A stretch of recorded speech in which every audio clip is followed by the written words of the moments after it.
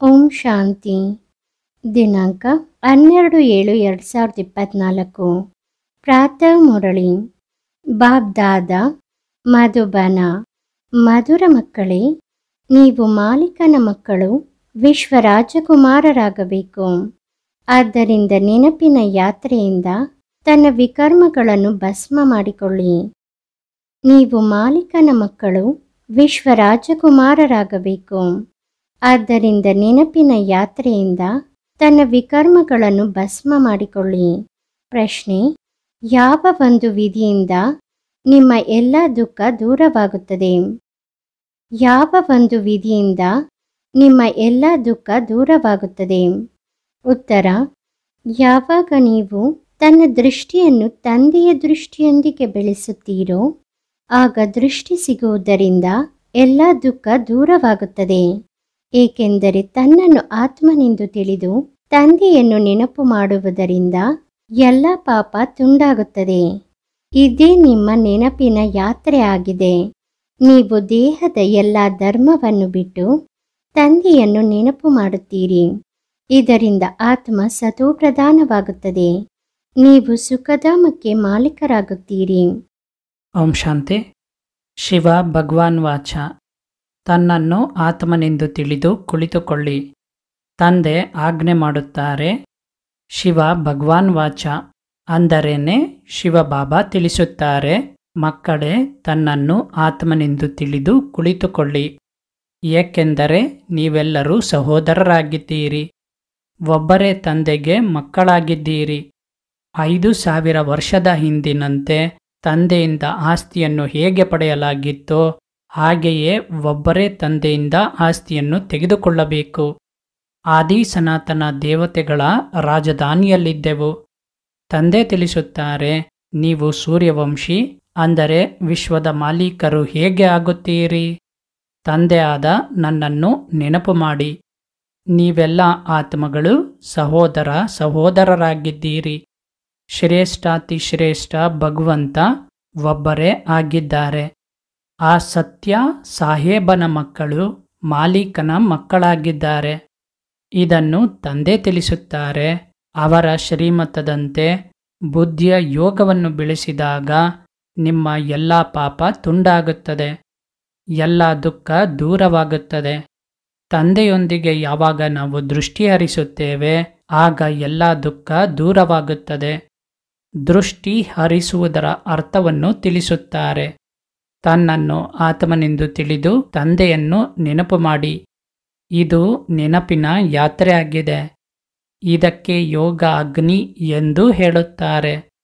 ಈ ಯೋಗ ಅಗ್ನಿಯಿಂದ ನಿಮ್ಮ ಯಾವ ಜನ್ಮ ಜನ್ಮಾಂತರದ ಪಾಪ ಇದೆ ಅದು ಭಸ್ಮವಾಗುತ್ತದೆ. ಇದು ದುಃಖಧಾಮವೇ ಆಗಿದೆ. ಎಲ್ಲರೂ ನರಕವಾಸಿಯಾಗಿದ್ದಾರೆ. ನೀವು ಬಹಳ ಪಾಪ ಮಾಡಿದ್ದೀರಿ. ಇದಕ್ಕೆ ರಾವಣ ರಾಜ್ಯ ಎನ್ನುತ್ತಾರೆ. ಸತ್ಯುಗಕ್ಕೆ ರಾಮರಾಜ್ಯ ಎನ್ನುತ್ತಾರೆ. ನೀವು ಈ ರೀತಿ ತಿಳಿಸಿಕೊಡುವುದಕ್ಕೆ ಸಾಧ್ಯವಿದೆ. ಭಲೆ ಎಷ್ಟೇ ದೊಡ್ಡ ಸಭೆ ಇರಲಿ, ಭಾಷಣ ಮಾಡುವುದಕ್ಕೆ ಯಾವುದೇ ಅಡ್ಡಿ ಇಲ್ಲ. ನೀವಂತೂ ಭಗವಾನ್ ವಾಚ ಎನ್ನುತ್ತಿರುತ್ತೀರಿ. ಶಿವ ಭಗವಾನ್ ವಾಚ: ನಾವೆಲ್ಲ ಆತ್ಮಗಳು ಅವರ ಸಂತಾನರಾಗಿದ್ದೇವೆ, ಸಹೋದರರಾಗಿದ್ದೇವೆ. ಉಳಿದಂತೆ ಶ್ರೀಕೃಷ್ಣನ ಸಂತಾನರು ಇದ್ದರೂ ಆ ರೀತಿ ಹೇಳುವುದಿಲ್ಲ. ಅಷ್ಟೊಂದು ರಾಣಿಯರು ಇರಲಿಲ್ಲ.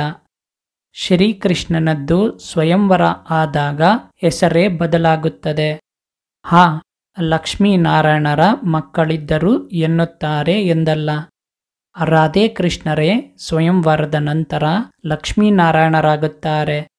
ಆಗ ಒಂದು ಗಂಡು ಮಗು ಇರುತ್ತದೆ. ನಂತರ ಆತನ ರಾಜ್ಯ ನಡೆಯುತ್ತದೆ. ನೀವು ಮಕ್ಕಳು ಈಗ ನನ್ನೊಬ್ಬನನ್ನು ನೆನಪು ಮಾಡಬೇಕು. ದೇಹದ ಎಲ್ಲ ಧರ್ಮವನ್ನು ತ್ಯಜಿಸಿ ತಂದೆಯನ್ನು ನೆನಪು ಮಾಡಿ. ಆಗ ನಿಮ್ಮ ಎಲ್ಲ ಪಾಪ ತುಂಡಾಗುತ್ತದೆ. ಸತೋಪ್ರಧಾನರಾಗಿ ಸ್ವರ್ಗಕ್ಕೆ ಹೋಗುತ್ತೀರಿ. ಸ್ವರ್ಗದಲ್ಲಿ ಯಾವುದೇ ದುಃಖ ಇರುವುದಿಲ್ಲ. ನರಕದಲ್ಲಿ ಅಪಾರ ದುಃಖ ಇದೆ.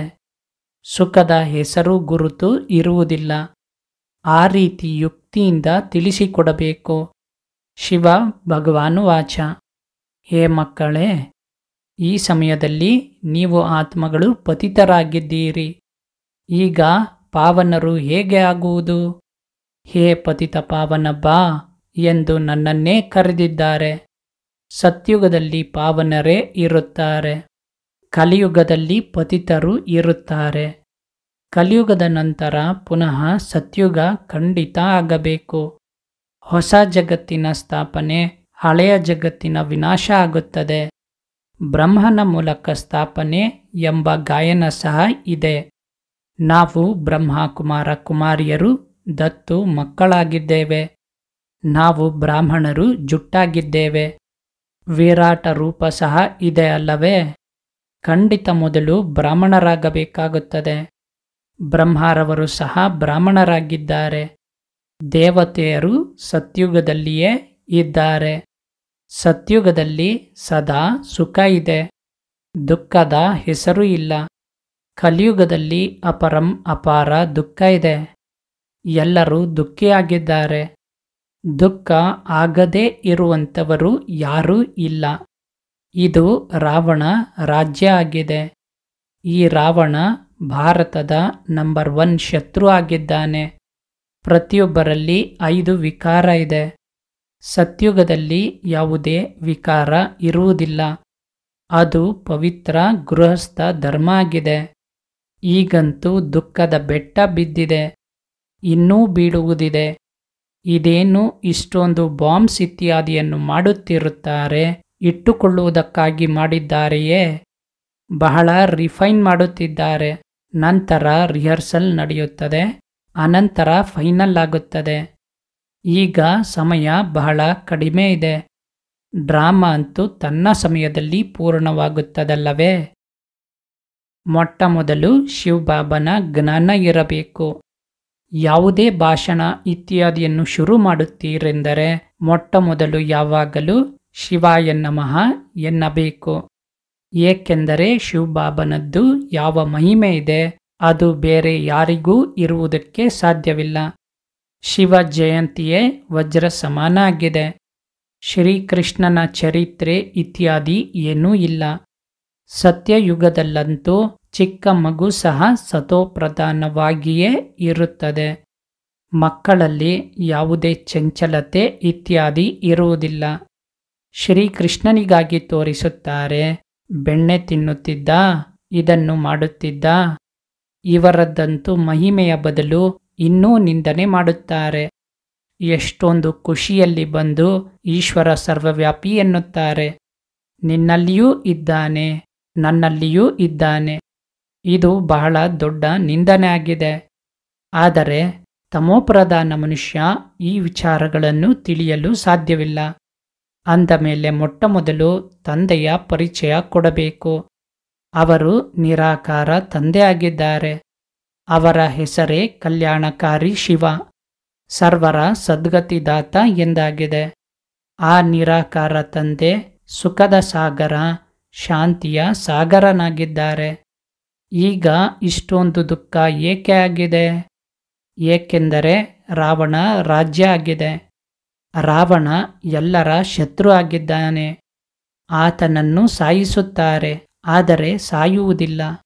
ಇಲ್ಲಿ ಏನು ಒಂದು ದುಃಖ ಇಲ್ಲ, ಅಪರಂ ಅಪಾರ ದುಃಖ ಇದೆ.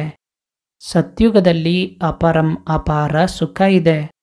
5000 ವರ್ಷದ ಮೊದಲು ಪಾರಲೌಕಿಕ ತಂದೆಗೆ ಮಕ್ಕಳಾಗಿದ್ದೆವು ಹಾಗೂ ಈ ಆಸ್ತಿಯನ್ನು ತಂದೆಯಿಂದ ತೆಗೆದುಕೊಂಡಿದ್ದೆವು.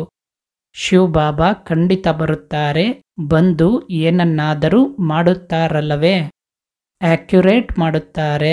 ಆದ್ದರಿಂದ ತಾನೇ ಮಹಿಮೆಯನ್ನು ಗಾಯನ ಮಾಡಲಾಗುತ್ತದೆ. ಶಿವರಾತ್ರಿ ಎಂದು ಹೇಳುತ್ತಾರೆ. ನಂತರ ಶ್ರೀಕೃಷ್ಣನದ್ದು ರಾತ್ರಿ ಇದೆ. ಈಗ ಶಿವರಾತ್ರಿ ಹಾಗೂ ಶ್ರೀಕೃಷ್ಣನ ರಾತ್ರಿಯನ್ನು ಸಹ ತಿಳಿಸಬೇಕು. ಶಿವನಂತೂ ಅಪರಿಮಿತದ ರಾತ್ರಿಯಲ್ಲಿಯೇ ಬರುತ್ತಾರೆ. ಶ್ರೀಕೃಷ್ಣನ ಜನ್ಮ ಅಮೃತ ವೇಳೆ ಆಗುತ್ತದೆ, ರಾತ್ರಿಯಲ್ಲ. ಶಿವನ ರಾತ್ರಿಯನ್ನು ಆಚರಿಸುತ್ತಾರೆ, ಆದರೆ ಅವರದ್ದು ಯಾವುದೇ ತಿಥಿ ತಾರೀಖು ಇಲ್ಲ. ಶ್ರೀಕೃಷ್ಣನ ಜನ್ಮ ಅಮೃತ ವೇಳೆ ಆಗುತ್ತದೆ. ಅಮೃತ ವೇಳೆ ಎಲ್ಲದಕ್ಕಿಂತ ಶುಭ ಮುಹೂರ್ತ ಎಂದು ಪರಿಗಣಿಸುತ್ತಾರೆ. ಆ ಜನರು ಶ್ರೀಕೃಷ್ಣನ ಜನ್ಮವನ್ನು 12 ಗಂಟೆಗೆ ಆಚರಿಸುತ್ತಾರೆ. ಆದರೆ ಅದು ಪ್ರಭಾತ ಅಂದರೆ ಬೆಳಗ್ಗೆ ಅಂತೂ ಆಗಲಿಲ್ಲ. ಪ್ರಭಾತ ಅಂದರೆ ಬೆಳಗ್ಗೆ 2-3 ಗಂಟೆಗೆ ಹೇಳಲಾಗುತ್ತದೆ. ಆಗ ಸ್ಮರಣೆ ಮಾಡಲು ಸಾಧ್ಯವಿದೆ. ಹಾಗೆಯೇ 12 ಗಂಟೆ ರಾತ್ರಿ ವಿಕಾರದಿಂದ ಎದ್ದು ಯಾರೋ ಭಗವಂತನ ಹೆಸರನ್ನು ಸ್ಮರಿಸುತ್ತಾರೆ ಎಂದಲ್ಲ. ಪೂರ್ಣ ತಪ್ಪಾಗಿದೆ. 12 ಗಂಟೆ ರಾತ್ರಿಗೆ ಅಮೃತ ವೇಳೆ ಎನ್ನುವುದಿಲ್ಲ. ಆ ಸಮಯ ಅಂತೂ ಮನುಷ್ಯ ಪತಿತ ಕೊಳಕರಾಗಿರುತ್ತಾರೆ. ವಾಯುಮಂಡಲವೇ ಪೂರ್ಣ ಹಾಳಾಗಿರುತ್ತದೆ. 2:30 ರಾತ್ರಿಗೂ ಯಾರೂ ಎದ್ದೇಳುವುದಿಲ್ಲ. 3-4 ಗಂಟೆಯ ಸಮಯ ಅಮೃತ ವೇಳೆ ಆಗಿದೆ. ಆ ಸಮಯ ಎದ್ದು ಮನುಷ್ಯ ಭಕ್ತಿ ಮಾಡುತ್ತಾನೆ. ಆ ಸಮಯವನ್ನಂತೂ ಮನುಷ್ಯರು ಮಾಡಿದ್ದಾರೆ. ಆದರೆ ಅದೇನು ಸಮಯ ಅಲ್ಲ. ಅಂದ ಮೇಲೆ ನೀವು ಶ್ರೀಕೃಷ್ಣನ ಸಮಯವನ್ನು ತೆಗೆಯಲು ಸಾಧ್ಯವಿದೆ. ಶಿವನ ವೇಳೆಯನ್ನೇನೂ ತೆಗೆಯುವುದಕ್ಕೆ ಸಾಧ್ಯವಿಲ್ಲ. ಇವರಂತೂ ಸ್ವಯಂವೇ ಬಂದು ತಿಳಿಸುತ್ತಾರೆ. ಅಂದ ಮೇಲೆ ಮೊಟ್ಟಮೊದಲು ಶಿವಬಾಬನ ಮಹಿಮೆಯನ್ನು ತಿಳಿಸಬೇಕು. ಹಾಡನ್ನು ಕೊನೆಯಲ್ಲಿ ಹಾಕಬಾರದು, ಮೊದಲು ಹಾಕಬೇಕು. ಶಿವಬಾಬಾ ಎಲ್ಲರಿಗಿಂತ ಮಧುರ ತಂದೆಯಾಗಿದ್ದಾರೆ. ಅವರಿಂದ ಅಪರಿಮಿತದ ಆಸ್ತಿ ಸಿಗುತ್ತದೆ. ಇಂದಿನಿಂದ 5000 ವರ್ಷದ ಮೊದಲು ಈ ಶ್ರೀಕೃಷ್ಣ ಸತ್ಯುಗದ ಮೊದಲ ರಾಜಕುಮಾರನಾಗಿದ್ದ. ಅಲ್ಲಿ ಅಪಾರ ಸುಖ ಇತ್ತು. ಈಗಲೂ ಸಹ ಸ್ವರ್ಗದ ಗಾಯನ ಮಾಡುತ್ತಿರುತ್ತಾರೆ. ಯಾರಾದರೂ ಸತ್ತರೆ ಇಂಥವರು ಸ್ವರ್ಗಾಸ್ಥರಾದರು ಎನ್ನುತ್ತಾರೆ. ಈಗಂತೂ ನರಕ ಆಗಿದೆ. ಸ್ವರ್ಗ ಇದ್ದಿದ್ದರೆ ಸ್ವರ್ಗದಲ್ಲಿ ಪುನರ್ಜನ್ಮ ತೆಗೆದುಕೊಳ್ಳುತ್ತಿದ್ದರು. ತಿಳಿಸಬೇಕು, ನಮ್ಮ ಬಳಿಯಂತೂ ಇಷ್ಟೊಂದು ವರ್ಷಗಳ ಅನುಭವ ಇದೆ. ಅದನ್ನು ಕೇವಲ 15 ನಿಮಿಷದಲ್ಲಂತೂ ತಿಳಿಸುವುದಕ್ಕೆ ಸಾಧ್ಯವಿಲ್ಲ. ಇದರಲ್ಲಂತೂ ಸಮಯ ಬೇಕು. ಮೊಟ್ಟಮೊದಲಂತೂ 1 ಕ್ಷಣದ ವಿಚಾರವನ್ನು ತಿಳಿಸುತ್ತಾರೆ. ಪಾರಲೌಕಿಕ ತಂದೆ ಯಾರು ದುಃಖಹರ್ತ ಸುಖಕರ್ತನಾಗಿದ್ದಾರೆ ಅವರ ಪರಿಚಯ ಕೊಡುತ್ತೇವೆ. ಅವರು ನಾವೆಲ್ಲ ಆತ್ಮಗಳ ತಂದೆ ಆಗಿದ್ದಾರೆ. ನಾವೆಲ್ಲ ಬಿಕೆ ಶಿವಬಾಬನ ಶ್ರೀಮತದಂತೆ ನಡೆಯುತ್ತೇವೆ. ತಂದೆ ಹೇಳುತ್ತಾರೆ, ನೀವೆಲ್ಲ ಸಹೋದರರಾಗಿದ್ದೀರಿ. ನಾನು ನಿಮ್ಮ ತಂದೆ ಆಗಿದ್ದೇನೆ. ನಾನು 5000 ವರ್ಷದ ಮೊದಲು ಬಂದಿದ್ದೆ. ಆದ್ದರಿಂದ ತಾನೇ ಶಿವಜಯಂತಿಯನ್ನು ಆಚರಿಸುತ್ತೀರಿ.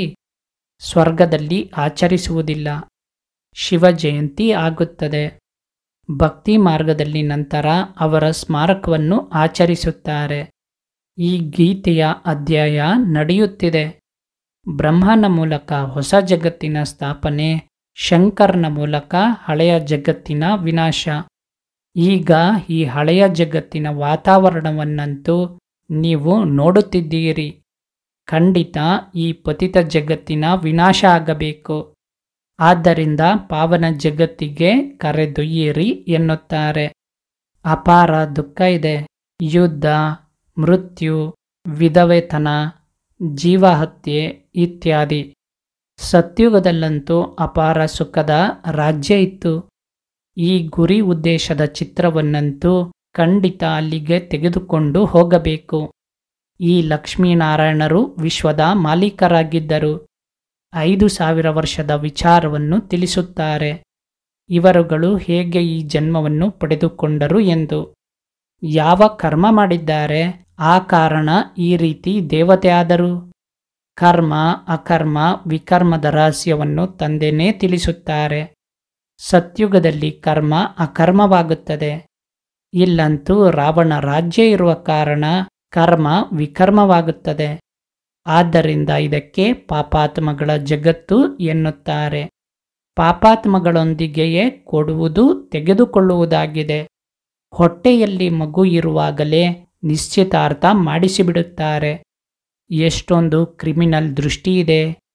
ಇಲ್ಲಿ ಇರುವುದೇ ಕ್ರಿಮಿನಲ್ ದೃಷ್ಟಿಯನ್ನುಳ್ಳವರು. ಸತ್ಯುಗಕ್ಕೆ ಸಿವಿಲೈಸ್ಡ್ ಎನ್ನುತ್ತಾರೆ. ಇಲ್ಲಿ ಕಣ್ಣುಗಳು ಸಹ ಬಹಳ ಪಾಪ ಮಾಡುತ್ತದೆ. ಅಲ್ಲಿ ಯಾವುದೇ ಪಾಪ ಮಾಡುವುದಿಲ್ಲ. ಸತ್ಯುಗದಿಂದ ಹಿಡಿದು ಕಲಿಯುಗದ ಅಂತ್ಯದವರೆಗೆ ಇತಿಹಾಸ ಭೂಗೋಳ ಪುನರಾವೃತ್ತಿಯಾಗುತ್ತದೆ. ಇದನ್ನಂತೂ ತಿಳಿಯಬೇಕಲ್ಲವೇ? ದುಃಖಧಾಮ ಸುಖಧಾಮ ಎಂದೇಕೆ ಹೇಳುತ್ತಾರೆ? ಎಲ್ಲದಕ್ಕೂ ಆಧಾರ ಪತಿತ ಹಾಗೂ ಪಾವನ ಆಗುವುದರ ಮೇಲೆ ಇದೆ. ಆದ್ದರಿಂದ ತಂದೆ ಹೇಳುತ್ತಾರೆ, ಕಾಮ ಮಹಾಶತ್ರು ಆಗಿದೆ. ಇದನ್ನು ಗೆಲ್ಲುವುದರಿಂದ ನೀವು ಜಗಜ್ಜೀತರಾಗುತ್ತೀರಿ. ಅರ್ಧ ಕಲ್ಪ ಪವಿತ್ರ ಜಗತ್ತು ಇತ್ತು, ಅದರಲ್ಲಿ ಶ್ರೇಷ್ಠ ದೇವತೆಯರು ಇದ್ದರು. ಈಗಂತೂ ಭ್ರಷ್ಟಾಚಾರಿಯಾಗಿದ್ದಾರೆ. ಒಂದು ಕಡೆ ಇದು ಭ್ರಷ್ಟಾಚಾರಿ ಜಗತ್ತಾಗಿದೆ ಎನ್ನುತ್ತಾರೆ. ನಂತರ ಎಲ್ಲರಿಗೂ ಶ್ರೀ ಶ್ರೀ ಎನ್ನುತ್ತಿರುತ್ತಾರೆ. ಏನು ಬರುತ್ತದೋ ಅದನ್ನು ಹೇಳಿಬಿಡುತ್ತಾರೆ. ಇದೆಲ್ಲವನ್ನು ತಿಳಿಯಬೇಕು. ಈಗಂತೂ ಮೃತ್ಯು ಸನ್ಮುಖದಲ್ಲಿ ನಿಂತಿದೆ. ತಂದೆ ಹೇಳುತ್ತಾರೆ, ನನ್ನೊಬ್ಬನನ್ನು ನೆನಪು ಮಾಡಿ, ಆಗ ಪಾಪ ತುಂಡಾಗುತ್ತದೆ. ನೀವು ಸತೋಪ್ರಧಾನರಾಗುತ್ತೀರಿ, ಸುಖಧಾಮದ ಮಾಲೀಕರಾಗುತ್ತೀರಿ. ಈಗಂತೂ ಇರುವುದೇ ದುಃಖ. ಆ ಜನರು ಎಷ್ಟೇ ಸಮ್ಮೇಳನವನ್ನು ಮಾಡಲಿ, ಸಂಘಟನೆ ಮಾಡಲಿ, ಆದರೆ ಇದರಿಂದ ಏನೂ ಆಗುವುದಿಲ್ಲ. ಮೆಟ್ಟಿಲನ್ನು ಕೆಳಗೆ ಇಳಿಯುತ್ತಲೇ ಹೋಗುತ್ತಾರೆ. ತಂದೆ ತನ್ನ ಕಾರ್ಯವನ್ನು ತನ್ನ ಮಕ್ಕಳ ಮೂಲಕ ಮಾಡುತ್ತಿದ್ದಾರೆ. ಪತಿತ ಪಾವನ ಬಾ ಎಂದು ನೀವು ಕರೆದಿದ್ದೀರಿ. ಅಂದ ಮೇಲೆ ನಾನು ನನ್ನ ಸಮಯದಲ್ಲಿ ಬಂದಿದ್ದೇನೆ. ಯದಾ ಯದಾ ಹಿ ಧರ್ಮಸ್ಯ. ಇದರ ಅರ್ಥವನ್ನು ಸಹ ತಿಳಿದಿಲ್ಲ. ಕೂಗುತ್ತಾರೆಂದರೆ ಖಂಡಿತ ಸ್ವಯಂ ಪತಿತರಾಗಿದ್ದಾರೆ. ತಂದೆ ಹೇಳುತ್ತಾರೆ, ರಾವಣ ನಿಮ್ಮನ್ನು ಪತಿತ ಮಾಡಿದ್ದಾನೆ. ಈಗ ನಾನು ಪಾವನ ಮಾಡಲು ಬಂದಿದ್ದೇನೆ. ಆ ಪಾವನ ಜಗತ್ತು ಇತ್ತು, ಈಗ ಪತಿತ ಜಗತ್ತಾಗಿದೆ. ಪಂಚವಿಕಾರ ಎಲ್ಲರಲ್ಲಿದೆ. ಅಪರಂ ಅಪಾರ ದುಃಖ ಇದೆ. ಎಲ್ಲ ಕಡೆ ಅಶಾಂತಿಯೇ ಅಶಾಂತಿ ಇದೆ.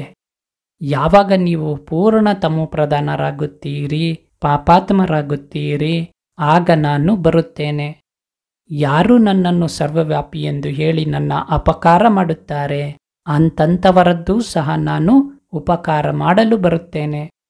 ಈ ಪತಿತ ರಾವಣ ಜಗತ್ತಿನಲ್ಲಿ ಬನ್ನಿ, ಪತಿತ ಶರೀರದಲ್ಲಿ ಬನ್ನಿ ಎಂದು ನೀವು ನನಗೆ ನಿಮಂತ್ರಣ ಕೊಡುತ್ತೀರಿ.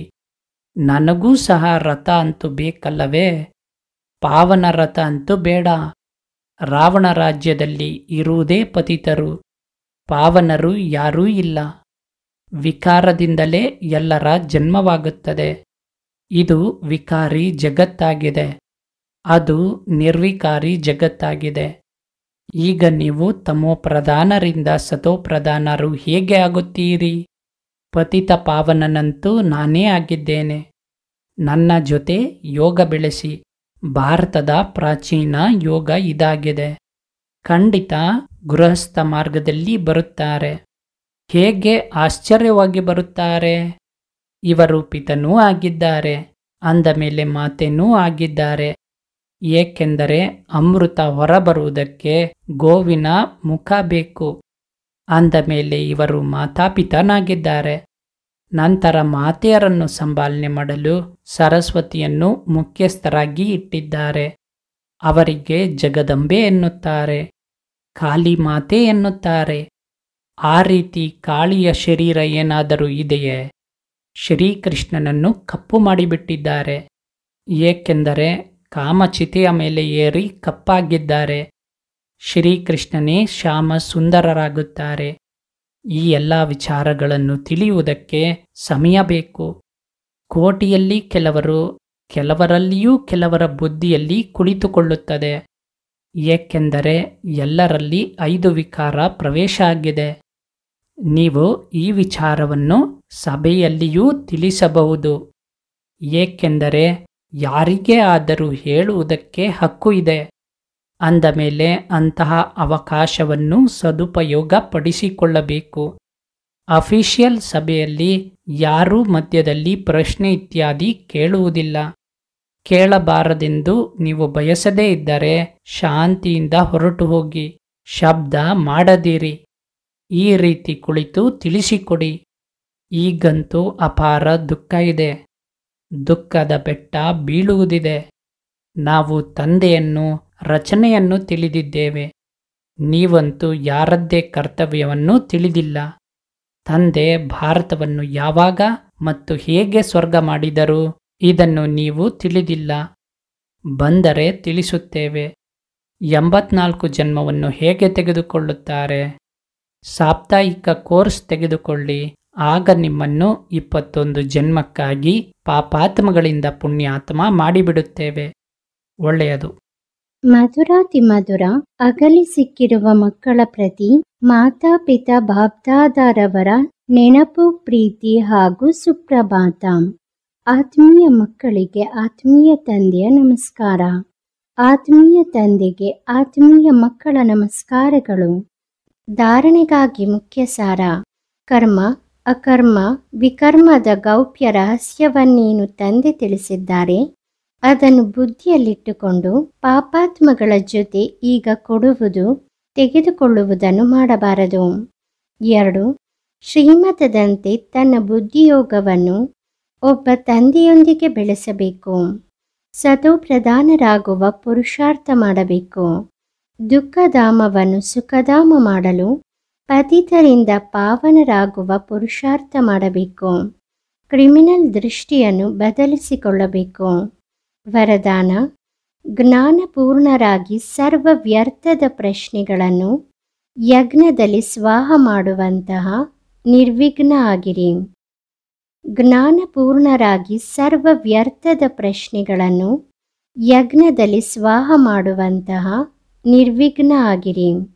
ಎಂದಾದರೂ ಯಾವುದೇ ವಿಘ್ನ ಬಂದರೆ ಏಕೆ, ಏನು ಎಂಬ ಅನೇಕ ಪ್ರಶ್ನೆಗಳಲ್ಲಿ ಹೊರಟು ಹೋಗುತ್ತೀರಿ. ಪ್ರಶ್ನಾಚಿತ್ತರಾಗುವುದು ಅಂದರೆ ತೊಂದರೆಗೀಡಾಗುವುದು. ಜ್ಞಾನಪೂರ್ಣರಾಗಿ ಯಜ್ಞದಲ್ಲಿ ಸರ್ವ ವ್ಯರ್ಥ ಪ್ರಶ್ನೆಗಳನ್ನು ಸ್ವಾಹ ಮಾಡಿಬಿಡಿ. ಆಗ ನಿಮ್ಮ ಸಮಯವು ಉಳಿತಾಯವಾಗುತ್ತದೆ ಹಾಗೂ ಅನ್ಯರದ್ದು ಸಹ ಸಮಯ ಉಳಿಯುತ್ತದೆ. ಇದರಿಂದ ಸಹಜವಾಗಿಯೇ ನಿರ್ವಿಘ್ನರಾಗುತ್ತೀರಿ. ನಿಶ್ಚಯ ಮತ್ತು ವಿಜಯ ಜನ್ಮಸಿದ್ಧ ಅಧಿಕಾರ ಆಗಿದೆ ಎಂಬ ಈ ನಶೆಯಲ್ಲಿರಿ. ಆಗ ಎಂದಿಗೂ ತೊಂದರೆಗೀಡಾಗುವುದಿಲ್ಲ. ಸ್ಲೋಗನ್: ಸದಾ ಉತ್ಸಾಹದಲ್ಲಿರುವುದು ಹಾಗೂ ಅನ್ಯರಿಗೂ ಉತ್ಸಾಹ ತರಿಸುವುದೇ ನಿಮ್ಮ ಕರ್ತವ್ಯ ಆಗಿದೆ.